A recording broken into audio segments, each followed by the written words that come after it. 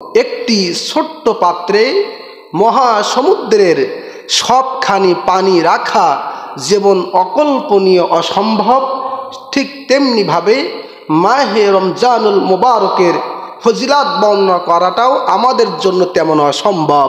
বলেন সুবহানাল্লাহ। জ্ঞানীদের কথাগুলো ছোট হয়, কিন্তু তার ব্যাপকতা, তার অর্থ অনেক বড় হয়ে যায়, ঠিক কিনা বলুন? একটা ছোট্ট পাত্রে মহাসমুদ্রের পানি তো দূরের কথা, একটা পুকুরের পানি কি রাখা সম্ভব হবে? জোরে বলেন, একটু কথা বলেন। হবে? হবে না। তো কিভাবে, কোন কারণে বললেন জ্ঞানীরা, মনীষীরা, মুহাদ্দিস নিকরম, মুফাসসিরগণ, মুফতিগণ, তারা এজন্য বলেছেন, যেমনিভাবে একটি ছোট্ট পাত্রে মহাসমুদ্রের সবখানি পানিগুলো রাখা যেমন অকল্পনীয় এবং অসম্ভব, ঠিক তেমনিভাবে মাহে রমজানে ইজ্জত, কদর, মর্যাদা এত বেশি, যেটা বর্ণনা করা, ফজিলাতের আলোচনা করাটা আমাদের জন্য তেমন অসম্ভব। সুবহানাল্লাহ। তাহলে বুঝে নেন যে মাহে রমজানের কদর কত বেশি। বলেন সুবহানাল্লাহ। আমার ভাইরা, এই মাহে রমজানের দাম এত কেন বাড়লো, এত কেন মর্যাদা বেড়ে গেল? কারণ আছে না নাই? আমার দিকে লক্ষ্য করেন, কারণ আছে না নাই? রয়েছে। তার একমাত্র একটি কারণ হলো যে এ মাসে আল্লাহ পাক কোরআন নাজিল করেছেন। সুবহানাল্লাহ। কোরআনের কারণে, ইজ্জতে খাতিরে আল্লাহ পাক মাহে রমজানের মর্যাদাও বাড়িয়েছেন। সুবহানাল্লাহ। এজন্য এই মাহে রমজানের প্রত্যেকটি মুহূর্তে, প্রত্যেকটি দিনের, প্রত্যেকটি রাতের মর্যাদা আল্লাহ তাআলার কাছে অনেক অনেক গুণ বেশি। বলেন সুবহানাল্লাহ। এই মাহে রমজানের প্রথম রাতের মর্যাদা কত বেশি! আসতেছে না আমাদের সামনে? আগামী সোমবার দিবগত রাত্রে অথবা আগামী মঙ্গলবার দিবগত রাত্রে যে রাতটি আমাদের মাঝে আগমন করতেছে, আসতেছে, সেই এক রাতের মর্যাদা কত বেশি! ইমাম তিরমিজি রহমাতুল্লাহ আলাই, তিনি তার তিরমিজি শরীফের মধ্যে হাদিস নোট করেছেন, লিখেছেন, তিনি বলেন, ইজা কানা আউয়ালু লাইলাতিন মির রমাদান সুফিদাতি শায়াতিন ওয়া মারাদাতুল জিন। বলেন সুবহানাল্লাহ। প্রিয় বাবাজিরা আমার, প্রিয় ভাইরা আমার, ইমাম তিরমিজি রহমাতুল্লাহ আলাই তিনি হাদিস নোট করেছেন, হাদিস বর্ণনা করেছেন, হাদিস লিখেছেন। তিনি বলেন, আল্লাহর হাবিবের প্রিয় সাহাবী হযরতে আবু হুরায়রা রাদিয়াল্লাহু তাআলা আনহু তিনি হাদিস বর্ণনা করেন, স্বয়ং আপনারা আমার প্রাণ প্রিয় আখিরে নবীজি বর্ণনা করেছেন, বলে দিয়েছেন, ইজা কানা আউয়ালু লাইলাতিন মির রমাদান সুফিদাতি শায়াতিন ওয়া মারাদাতুল জিন। সুবহানাল্লাহ।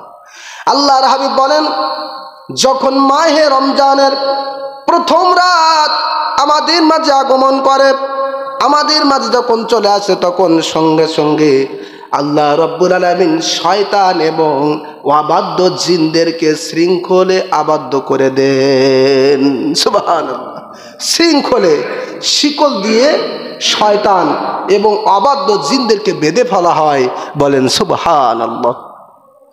এরপরে নবীজি বলেন, ওয়া গুল্লিকাত আবওয়াবুন নিরান। এই মাহে রমজানের প্রথম রাত দুনিয়াতে আসার সঙ্গে সঙ্গে আল্লাহ রব্বুল আলামিন জাহান্নামের সমস্ত দরজাগুলো বন্ধ করে দেন। সুবহানাল্লাহ। একটু দিল খুলে বলুন সুবহানাল্লাহ। এরপর নবীজি বলেন, ফালাম ইফতাহ মিনহা বাব। পুরা রমজান মাসের মধ্যে ওই জাহান্নামের দরজা আর খোলা হয় না। সুবহানাল্লাহ। এই মাহে রমজানের প্রথম রাত আসার সঙ্গে সঙ্গে আল্লাহ পাক জাহান্নামের সব দরজাগুলো বন্ধ করে দেন এবং পূর্ণ রমজান মাস, পুরা রমজান মাসে জাহান্নামের দরজাগুলা বন্ধ হয়ে থাকে। বলেন সুবহানাল্লাহ। এরপরে নবীজি বলেন, ওয়া ফুতিহাত আবওয়াবুল জান্নাহ। ওই মাহে রমজানের প্রথম রাত আগমন করার সঙ্গে সঙ্গে আল্লাহ রাব্বুল আলামিন জান্নাতের সমস্ত দরজাগুলো খুলে দেন। সুবহানাল্লাহ। ফালাম ইগলাক মিনহা বাব, এবং পুরা রমজান মাসে জান্নাতের সমস্ত দরজাগুলা খোলা থাকে, একটি দরজাও বন্ধ থাকে না। সুবহানাল্লাহ। তাহলে আলোচনা এতটুকু বুঝতে একটু বলুন, মাহে রমজানের রাত আসার সঙ্গে সঙ্গে জাহান্নামের দরজা খোলা না বন্ধ? জোরে বলেন। খোলা থাকে না বন্ধ থাকে?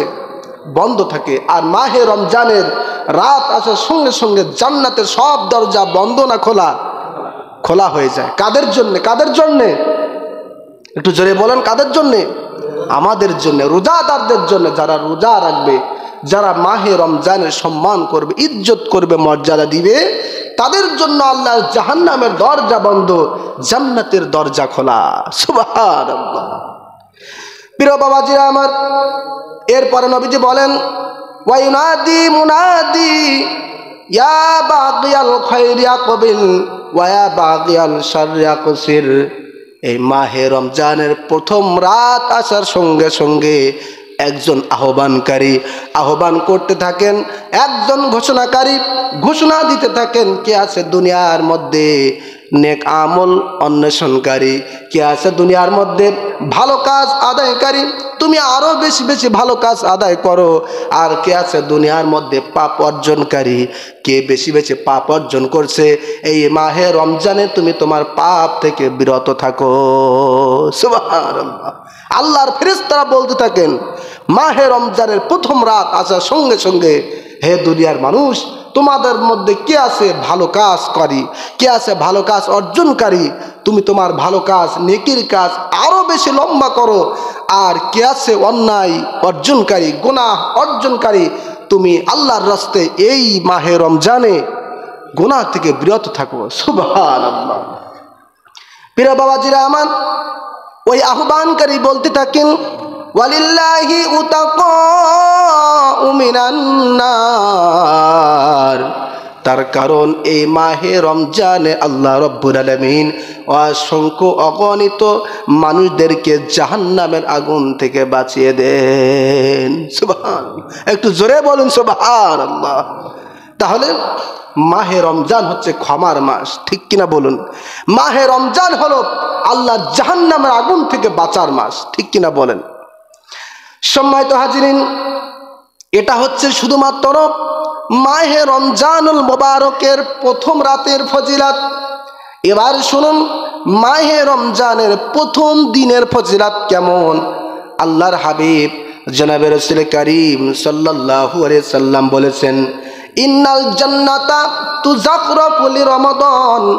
যখন মাহে রমজান চলে আসে, ওই মাহে রমজানের সম্মানে, ইজ্জত, কদর, মর্যাদায় আল্লাহ রাব্বুল আলামিন পুরা একটি বছরের জন্য জান্নাতটাকে সুসজ্জিত করে ফেলেন। সুবহানাল্লাহ।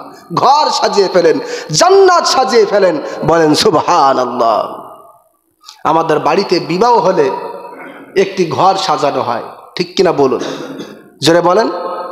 একটি ঘর সাজানো হয়, ওই ঘর কিন্তু সবার জন্য নয়, ঠিক না বলেন? শুধুমাত্র বর এবং বোর জন্যে, স্বামী এবং স্ত্রীর জন্যে ওই একটি ফুলের ঘর সাজানো হয়। ঠিক অনুরূপভাবে এই মাহে রমজানের খাতিরে সম্মান মর্যাদা আল্লাহ পাক জান্নাতটাকে পুরা একটি বছরের জন্য সাজিয়ে ফেলেন। সবার জন্য না, বরং যারা রোজা থাকে, যারা তারাবিহের নামাজ আদায় করে, যারা মাহে রমজানের সম্মান, ইজ্জত, কদর, মর্যাদা বজায় রাখে, তাদের জন্য আল্লাহ পাক পুরা একটি বছরের জন্য জান্নাতটাকে সুসজ্জিত করেন। বলেন সুবহানাল্লাহ।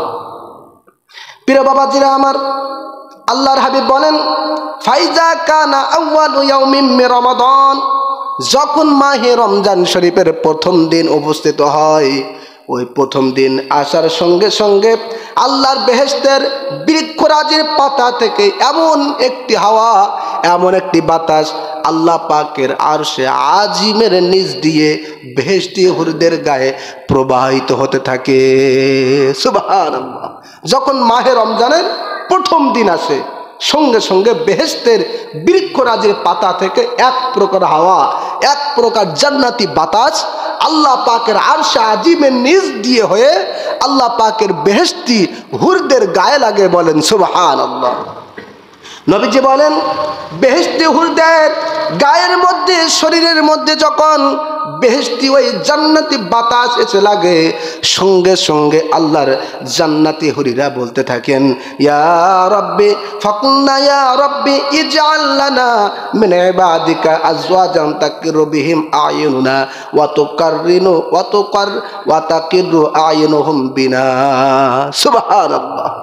আল্লাহর বেহেশতি হুরিদের গায়ে যখন বেহেশতি বাতাস এসে লাগে, তখন আল্লাহর জান্নাতি হুরিরা বলতে থাকে, ইয়া রাব্বি, হে আমার প্রতিপালক, হে আমাদের প্রতিপালক, আপনি আমাদের জন্য এই বেহেশতি হুরদের জন্য এমন স্বামী নির্বাচন করুন যাদের দেখে আমরা বেহেশতি হুরদের চোখ জুড়িয়ে যাবে এবং আমাদের দেখেও তাদের চোখ জুড়িয়ে যাবে।